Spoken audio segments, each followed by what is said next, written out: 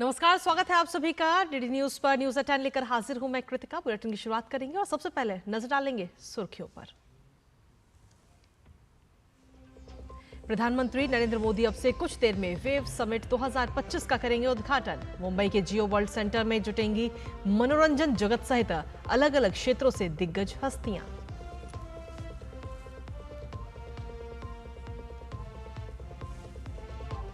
अमेरिकी विदेश मंत्री ने की पहलगाम आतंकी हमले की निंदा। डॉक्टर एस जयशंकर के साथ बातचीत में आतंकवाद के खिलाफ अमेरिकी प्रतिबद्धता को दोहराया।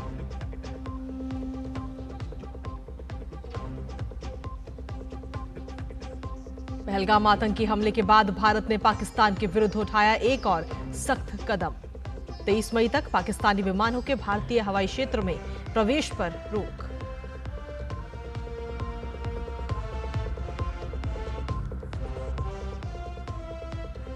पहलगाम आतंकी हमले को लेकर आज सुप्रीम कोर्ट में सुनवाई। जनहित याचिका में उच्चतम न्यायालय के रिटायर्ड जज की अध्यक्षता में न्यायिक आयोग के गठन की मांग।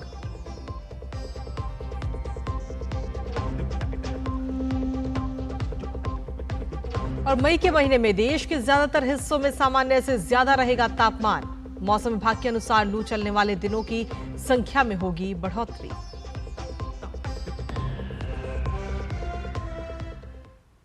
तो ये थी 10 बजे की अहम सुर्खियां और अब खबरों में विस्तार से बात करेंगे। और बुलेटिन में सबसे पहले बात आज से शुरू हो रहे वेव्स 2025 की।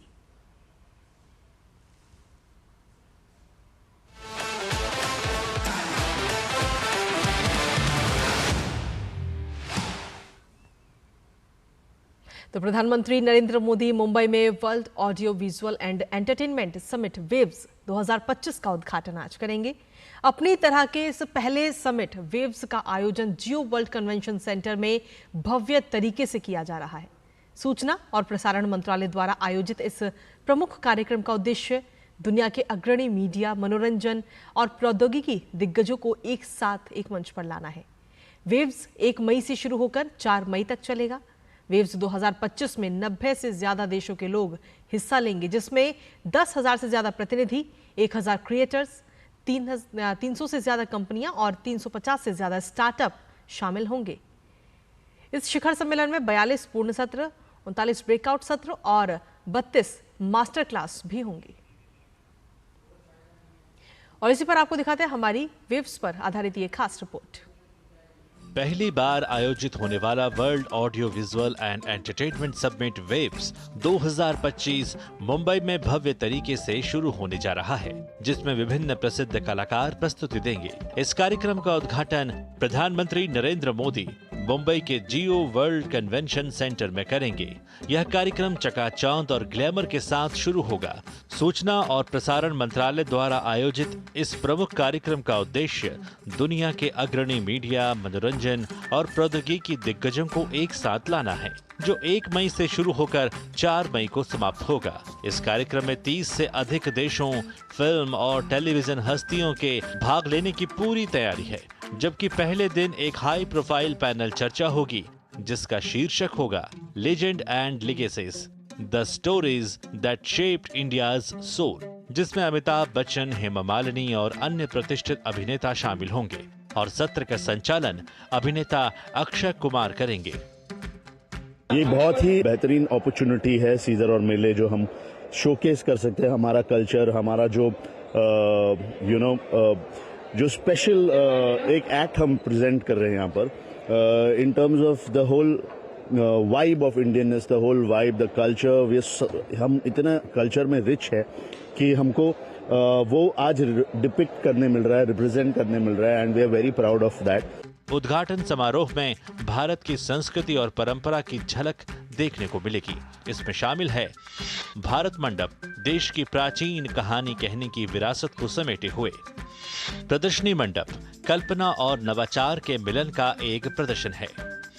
Gaming arcade immersive game play का एक रोमांचक केंद्र है। वेव्स बाजार क्रिएटर इकोनॉमी के लिए एक वैश्विक बाजार है। वेवएक्स एक ऐसा मंच है जहां निवेशक और क्रिएटर मिलते हैं।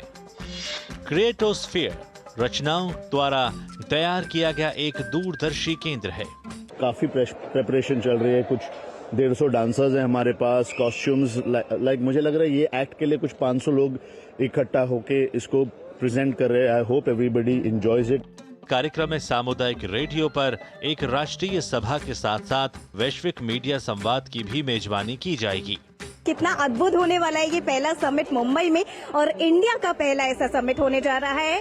तो देखते रहिए डीडी न्यूज, सारी मिनट टू मिनट अपडेट्स के लिए सीधा मुंबई से। कैमरा पर्सन मोंटी के साथ दीपिका, डीडी न्यूज मुंबई।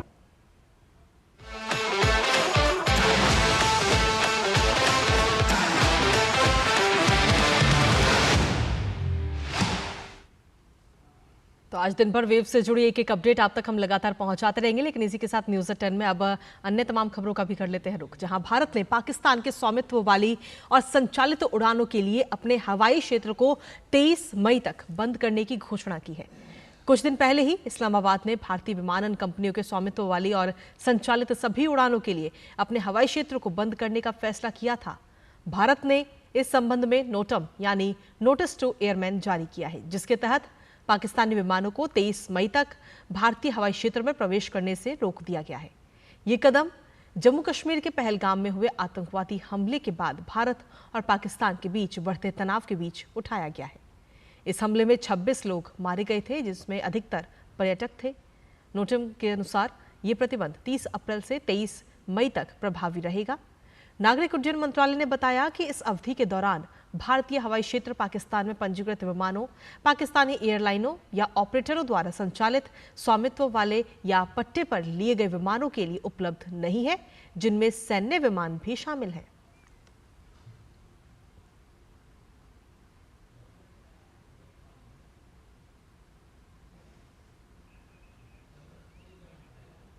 और वहीं पाकिस्तान लगातार संघर्ष विराम का उल्लंघन कर रहा है। बीती कल रात की अगर बात करें तो लगातार 7वीं बार फिर से पाकिस्तानी सेना ने कुपवाड़ा, उरी और अखनूर सेक्टरों में नियंत्रण रेखा के पार बिना उकसावे के छोटे हथियारों से गोलीबारी की। भारतीय सेना ने पाकिस्तान की गोलीबारी का मुंहतोड़ जवाब दिया। रक्षा सूत्रों के मुताबिक भारत और पाकिस्तान के सैन्य संचालन महानिदेशकों ने मंगलवार को हॉटलाइन पर बातचीत की और पाकिस्तान द्वारा बिना उकसावे के संघर्ष विराम उल्लंघन पर चर्चा की। भारत ने और इसी बीच भारतीय जनता पार्टी की तरफ से धर्मेंद्र प्रधान इस वक्त प्रेस कॉन्फ्रेंस कर रहे हैं। सीधा रुख करते हैं। मंत्री श्री नरेंद्र मोदी जी के नेतृत्व में किए गए जातिगत जनगणना की फैसला सामाजिक न्याय के लिए एनडीए सरकार की प्रतिबद्धता की एक बहुत बड़ा कदम कल सरकार ने उठाई है। मित्रों, ये एक एकाएक निर्णय नहीं था। अगर पिछले 11 सालों में माननीय प्रधानमंत्री जी के नेतृत्व में सरकार और सेवा की जो काम चल रही है, सबका साथ सबका विकास इस सरकार की सैद्धांतिक और दार्शनिक मत रहा है। हमारी सारे कार्यक्रमों की योजनाओं की मूल लक्ष्य सामाजिक न्याय ही रही है। समाज की सभी वर्गों तक लाभ, सुविधा, सहूलियत पहुंचे, वैज्ञानिक तरीके से पहुंचे, यह हमारी उद्देश्य रहा है। उस सिलसिले में पहली बार देश में लंबे समय की अंतराल में ओबीसी कमीशन को स्टैट्यूटरी मान्यता देना, संवैधानिक मान्यता देना,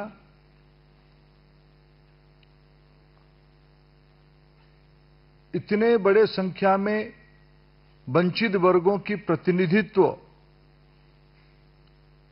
भारत सरकार तथा विभिन्न राज्य सरकारों में सामने लाना, केंद्रीय मंत्री, राज्यों की मुख्यमंत्री, राज्यों की उप मुख्यमंत्री, मंत्रिमंडल में सदस्य, लोकसभा और विधानसभा और स्थानीय नेतृत्व में इतने बड़े मात्रा में सामाजिक न्याय की प्रतिबद्धता पहले कभी दिखने को नहीं मिली थी। स्वयं प्रधानमंत्री जी उसकी अगुवाई करते थे और आज कल बीते कल की जो निर्णय रहा, देश में आजादी के उपरांत पहला जनगणना से लेके अभी तक, यानी आजादी के उपरांत, उससे हटके, उससे परे जाके आने वाले जनगणना में 2021 में जनगणना होनी थी, लेकिन कोविड की प्रकोप में उसको अभी स्थगित रखा गया था। लेकिन आने वाले जनगणना में पहली बार जातिगत जनगणना को एक सैद्धांतिक पॉलिसी डिसीजन लिया गया है कल की राजनीतिक विषय की कैबिनेट समिति में, जिसकी संकेत देश की गृह मंत्री लगभग आज से लगभग 1 साल पहले सूचित किया था। ये दर्शाती है भारत की वंचित वर्गों को अपनी अधिकार देने के लिए, अपने हक देने के लिए प्रधानमंत्री नरेंद्र मोदी जी के नेतृत्व वाला एनडीए सरकार कमिटेड है, प्रतिबद्ध है स्कीम्स को बनाने के लिए, आर्थिक निर्णय करने के लिए। पिछले 11 सालों में जो अनुभव आया, उस अनुभव से आगे उसको और क्लैरिटी के साथ करने के लिए इस ऐतिहासिक निर्णय को किया गया है। आज जिस प्रकार से देश की सभी वर्गों से दलगत राजनीति से ऊपर उठ के लगभग सभी लोग, एक आधे को छोड़ के, जिस प्रकार से इस फैसला का स्वागत किया है, समाज ने उसको जिस प्रकार से स्वीकृति दिया है, मैं फिर एक बार माननीय प्रधानमंत्री जी की दूरदृष्टिता के लिए उनको आभार प्रकट करता हूं। देश की ओर से, सरकार की ओर से भी और पार्टी की ओर से मैं उनको धन्यवाद देता हूं कि इस ऐतिहासिक कदम के लिए। मित्रों, कल जब ये निर्णय हुआ, कुछ लोग बुखलाए गए हैं। कहते हैं सरकार उनकी है, सिस्टम हमारी है।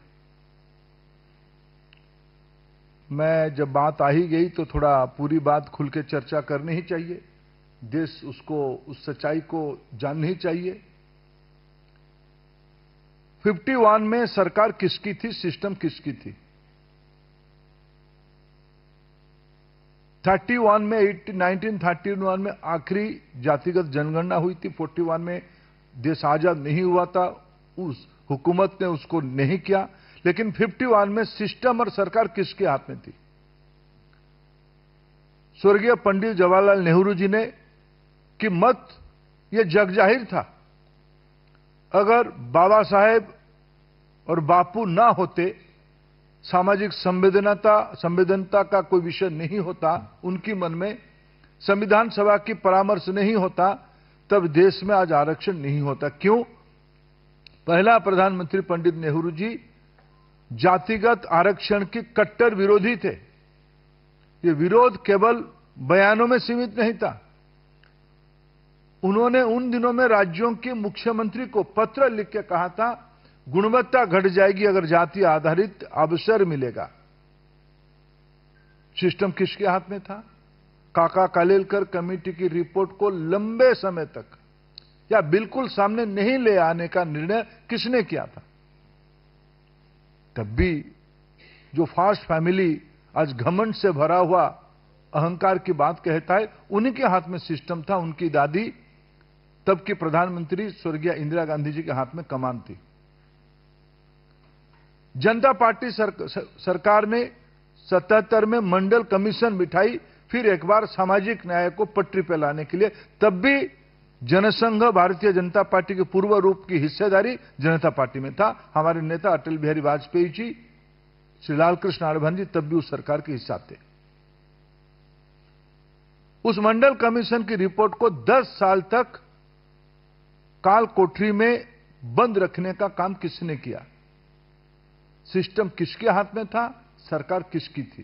कांग्रेस पार्टी की थी।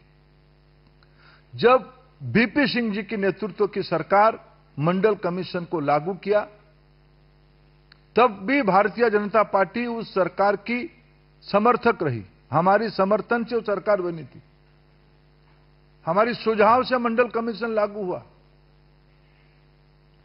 और ये देश भूला नहीं है। मैं आप सभी को अनुरोध करूंगा, आप सभी के आर्काइव्स में जाके एक बार देख ले, उस समय की प्रधानमंत्री श्री राजीव गांधी जी की, पूर्व प्रधानमंत्री नेता प्रतिपक्ष श्री राजीव गांधी जी की क्या बयान था।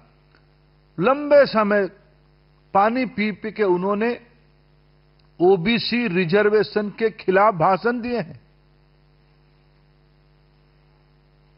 सिस्टम किसके हाथ में था तब? प्रधानमंत्री नरेंद्र मोदी एक सामान्य वंचित परिवार से, पिछड़े परिवार से आते हैं।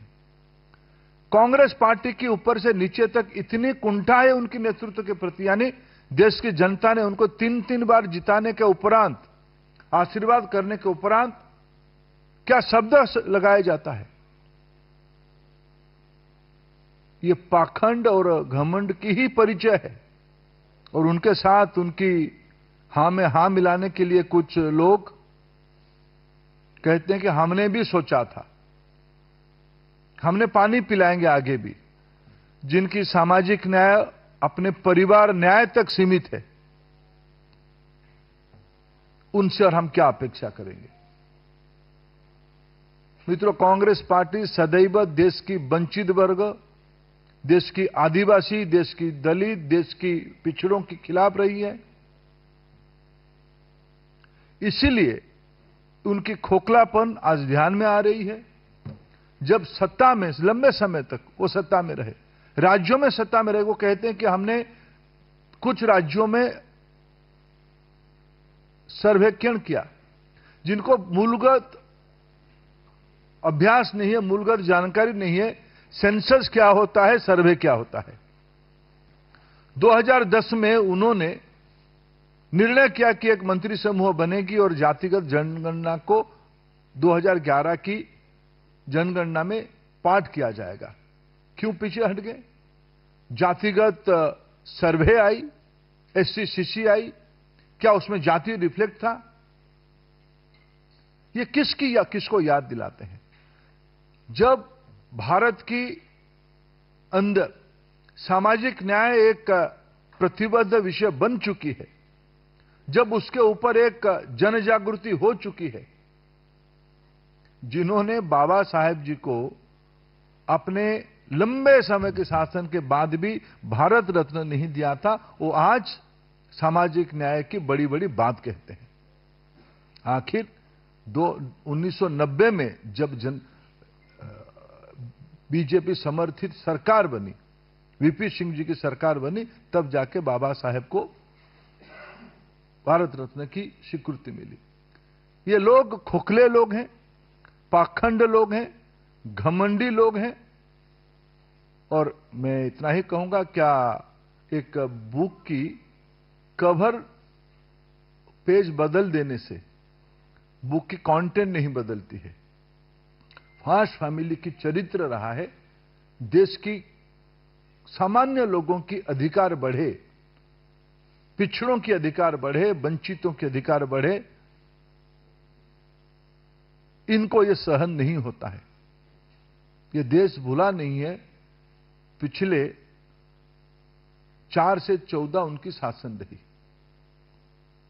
उस समय की सारे तथाकथित सफलता का श्रेय उस समय के प्रधानमंत्री जी को नहीं जाता है। मां बेटे को लेने के लिए उनकी तोषामदकारी मंडली खूब जोर जोर से बोलता है। लेकिन जब 2011 में वादा खिलाफी किए, तब सिस्टम और सरकार किसके हाथ में था? इसलिए मैं कहूं कि यह निर्णय देश की 21वीं सदी की एक सामाजिक न्याय, सामाजिक समरसता, सामाजिक सौहार्दता बढ़ाने के लिए, वंचित वर्गों को, पिछड़ों को और एम्पावर करने के लिए एक समय उपयोगी निर्णय है। इसकी एक फ्यूचरिस्टिक इंपैक्ट है। लंबे समय हारने के बाद कुछ लोग हताशा से इस प्रकार की अनब सनब बात कहते हैं। मैं उनको इससे निवृत्त रहने के लिए परामर्श देता हूं। इनकी नकारात्मक मनोवृत्ति देश की प्रगति की साथ नहीं रहेगी, वो उससे वंचित रहे। देश सबसे ऊपर है। आज प्रधानमंत्री नरेंद्र मोदी जी के नेतृत्व में एनडीए की सरकार तेजी से उस लक्ष्य को लेकर आगे बढ़ रही है। मित्रों, प्रश्न सादर आमंत्रित है प्रज्ञा।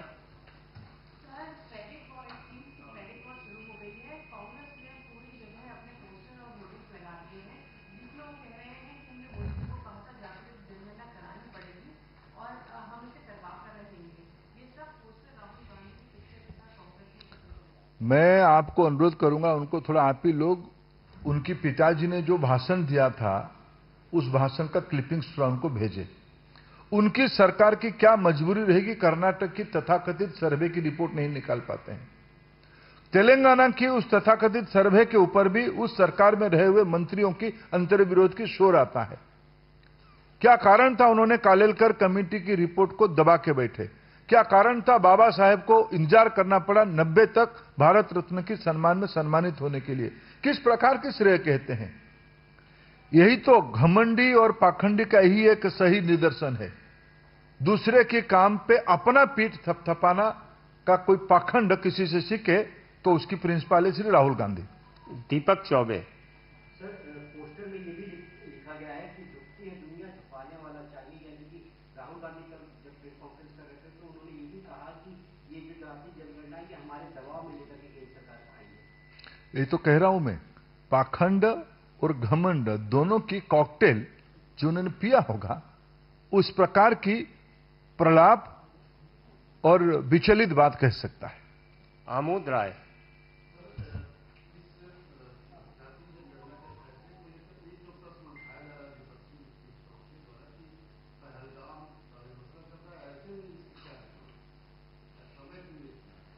देखिए, विपक्ष है तो हमारी सारे कामों को प्रश्न चिन्ह खड़ा करता है। जब देश से पूरा माननीय प्रधानमंत्री जी और देश की पूरा इमोशन एकजुट है, तब भी उसमें काल भी उन्होंने कुछ प्रश्न अभी क्यों नहीं, तुरंत क्यों नहीं है? उनके शासन पीढ़ी दर पीढ़ी लंबे समय के देश ने देखा है। उन्होंने इस प्रकार की परिस्थिति में कैसे रिएक्ट किया था, सब आप ही लोगों ने कवर भी किया है। ये दिवालियापन की लक्षण है। नीरज पांडे, जी न्यूज।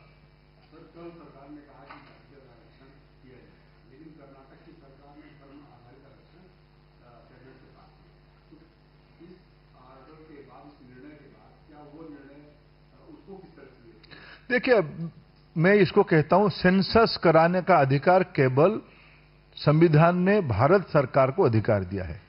यह सर्वे नहीं है, यह सेंसस है। 1931 में लास्ट सेंसस रिपोर्ट आई थी कास्ट जातिगत आधार पे, उसके बाद नहीं हुआ है। यह गेम चेंजर निर्णय है। आने वाले दिनों में भारत की सामाजिक न्याय को और प्रगति मिलेगी, गति मिलेगी, मजबूती होगी।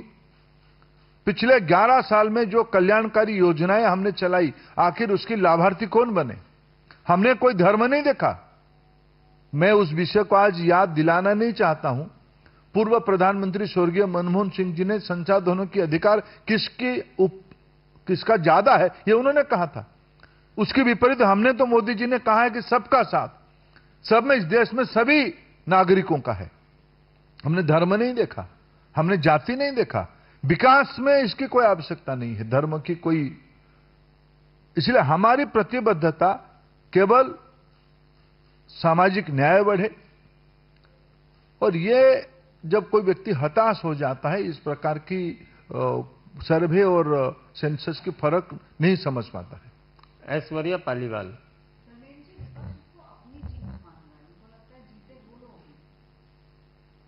देखो, एक मैं बचपन में मेरे एक इंग्लिश के प्राध्यापक थे, वो हमको एक बार इंग्लिश साहित्य पढ़ाते, उन्होंने कहा कि एक व्यक्ति एक राज्य की रास्ते में घूमते हुए कहा कि मेरा शादी तय हो गया है।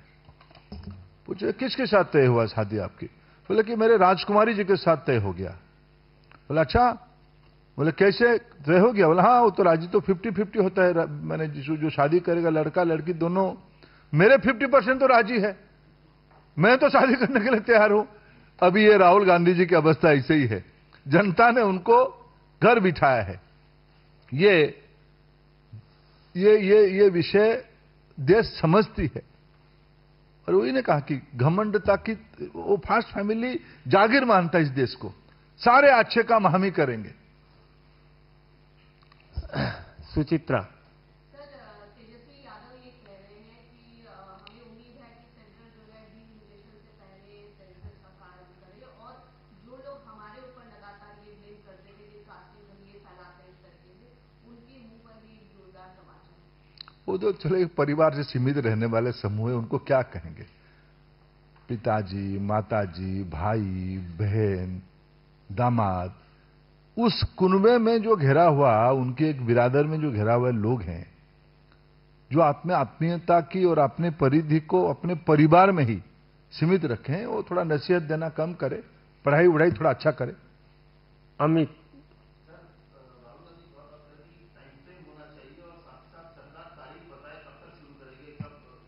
अच्छा, जिन्होंने काका कालेलकर कमेटी को दबाया, जिन्होंने मंडल कमीशन की रिपोर्ट को दबाया, जिन्होंने सामाजिक न्याय के ऊपर ओपन स्टैंड लिया, वो हमें पूछते हैं टाइमलाइन क्या है। मैंने तो 11 साल की आपको उपलब्धि बताया। कर्पूरी ठाकुर जी को भारत रत्न देने का काम किसने किया? ओबीसी कमीशन को संवैधानिक मान्यता देने की काम किसने किया? हम कहते नहीं, हम करते हैं। एक बात है फिर, एम्प्टी वेसल्स नॉइज मोर, खाली बर्तन ज्यादा आवाज करती है। ये खाली बर्तन वाले लोग हैं, एम्प्टी वेसल्स है, इसलिए ये सब इधर उधर की जब घेर गए हैं, मुद्दा ही नहीं बचा है। हमने पिछले 11 से उनके पास दशकों तक शासन रही। प्रधानमंत्री नरेंद्र मोदी जी के नेतृत्व में 11 साल की शासन की सेवा की दायित्व मिली है। मैं इतना गिनाया। आज एक अच्छा, मेरे लिए एक भारत की पब्लिक पॉलिसी में एक अच्छा दिन है। आज 1 मई, ठीक 10 साल पहले प्रधानमंत्री नरेंद्र मोदी जी ने देश की महिलाओं के लिए एक ऐतिहासिक निर्णय लिया था। प्रधानमंत्री उज्ज्वला योजना की शुरुआत आज ही के दिन बलिया से शुरू हुई थी। मैं भी उसमें गिलहरी के रूप में काम किया था। हमने नहीं देखा था उज्ज्वला देते हुए, प्रधानमंत्री आवास देते हुए, सौभाग्य योजना देते हुए।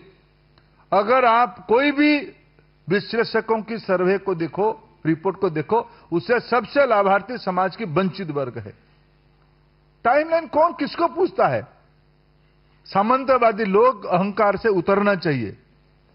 अंकित गुप्ता।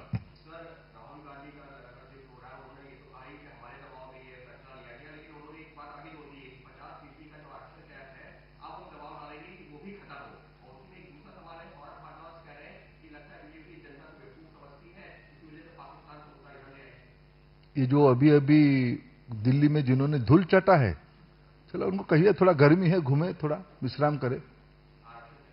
अरे राहुल गांधी जी की बात को इतना गंभीरता से लेना नहीं चाहिए। मैं कहा ना, एम्प्टी वेसल्स नॉइज मोर। विचार नहीं है, समझ नहीं है, सर्वे और सेंसस की फर्क जानकारी नहीं है, देश के इतिहास के बारे में जानकारी नहीं। ये कौन सी पाखंड है? 90 में आपके पिताजी का भाषण आप ही पढ़ो। आप जयराम रमेश जी को आज पूछो थोड़ा कि थोड़ा आपको कॉपी ला के दे, नहीं तो आपकी कोई सलाहकार उनको आपका वीडियो सुनाए। थोड़ा वो आप पंडित नेहरू जी की चिट्ठियों को थोड़ा पढ़ो। थोड़ा भी नैतिकता आप में है तो आपको आत्मसमीक्षा करनी चाहिए, आत्मविश्लेषण करनी चाहिए, देश के सामने, वंचितों के सामने, पिछड़ों के सामने माफी मांगनी चाहिए। विकास चंद्रा।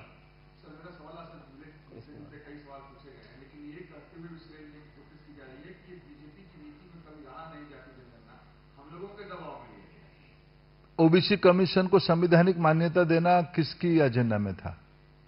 इतने बड़े मात्रा में वंचित वर्गों को कैबिनेट में जगह देने की काम किसने किया? कई राज्यों की नेतृत्व को उभारने का काम किसने किया? कल्याणकारी योजना में सबसे ज्यादा हक किसी को नीचा दिखाना है कैसे? सिंबोलिज्म से जिन लोगों ने सामाजिक न्याय की ढिंडोरा यूपी बिहार में पीटते हैं, 2 परिवार वाले, उनकी सामाजिक न्याय किसके लिए है? अपने खानदान के लिए है ना। पिताजी, चाचा, भाई, भतीजा, बहू, बेटियां, यही तो है।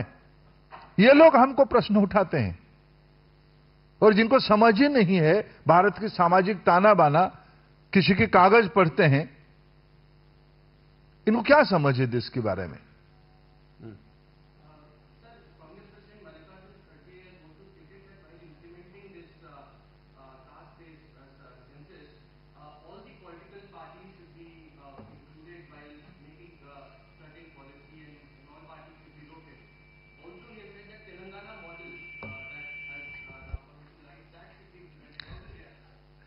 Why Honorable Kharge is forgetting about to mention Karnataka model?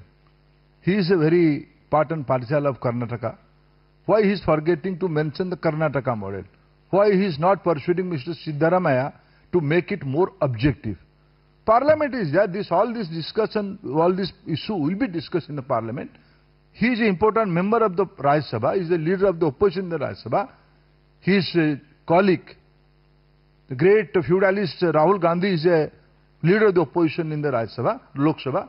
Let them discuss. We are ready to. We are open. It's nothing new. These are interconnected issues. You see, all of our decision is linked to each other. We never do things in the knee-jerk or in a reactionary way.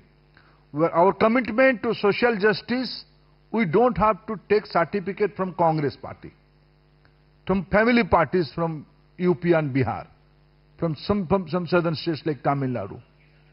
People of India very much know Prime Minister Narendra Modi's NDA government is totally committed to cause of social justice.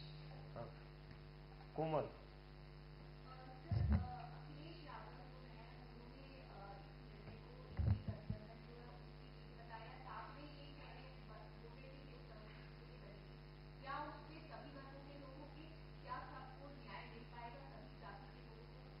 क्या Akhilesh ji parliament से इस्तीफा दे दिए क्या, या उनका कुनबा इस्तीफा दे दिया है? ये सारा विषय उनके अधिकार है। राजनीति में, पार्लियामेंट में सारा विषय को चर्चा करे, संबंधित विभाग है। क्या सेंसस बनाने में कि पॉलिटिकल कमेटी बनती है क्या? जब सेंसस होती है, वही कारण, कुछ सामंतवादी लोग जिनकी पढ़ाई में थोड़ा, जिनकी स्कूल बैग बहुत बड़ा है लेकिन पढ़ाई कम है, ये लोग कुछ भी कमेटी बनाओ। भाई सेंसस में कभी अभी तक सेंसस में कोई पॉलिटिकल रिप्रेजेंटेशन होता है क्या? It's a professional thing, it's a technology driven thing. इस बार होगा, आपको उसमें से कुछ कहना है तो आप कहोगे पार्लियामेंट में, आपके लोगों के सामने, मीडिया के सामने कहोगे। जब मूल बातों को समझ नहीं है, घबराए गए कि इस प्रकार की ऐतिहासिक, देखो उनकी अभ्यास कभी नहीं था बोल्ड निर्णय करने का, क्यों? उनकी निर्णय तो अपने परिवार के हितों तक था। जब देश हित में मोदी जी ने बोल्ड निर्णय करना शुरू करते हैं, उनकी बोलती बंद होती है, उनको ध्यान नहीं आता कहें क्या, तो कुछ भी कह देते हैं।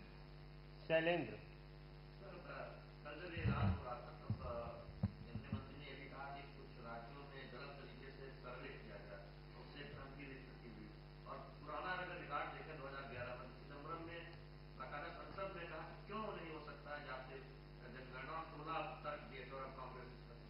देखो, कल अश्विनी जी की बयान भी मैंने देखा तो उन्होंने कहा कुछ राज्यों ने कुछ सर्वे किया है।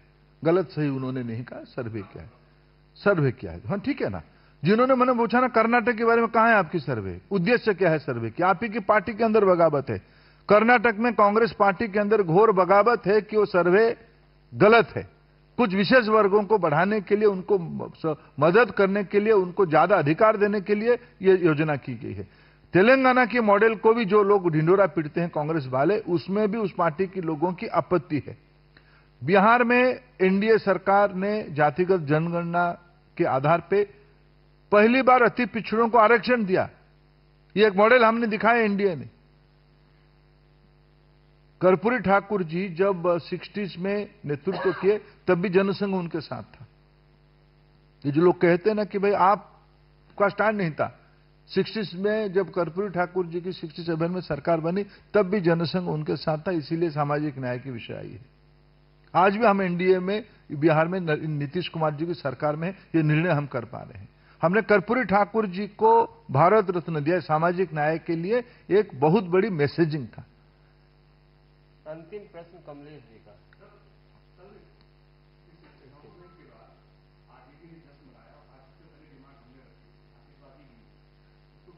अच्छी बात है भाई, सामाजिक न्याय के लिए जो आगे आएंगे खुशी मनाएंगे, हमें भी खुशी लगता है।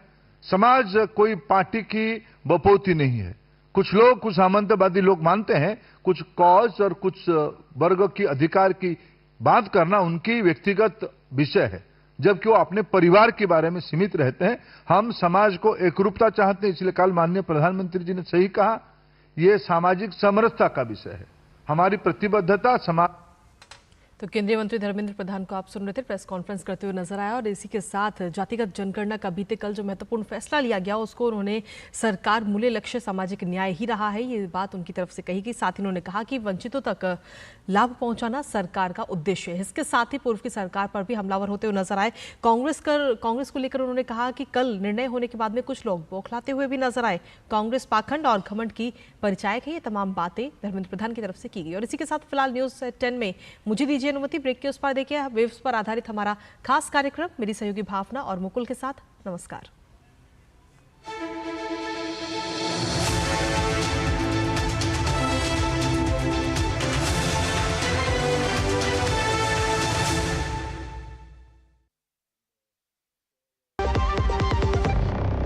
जब धरती चीर कर निकलता है लोहे का पत्थर और मिलता है मोंगिया के जोश से, फिर तपता है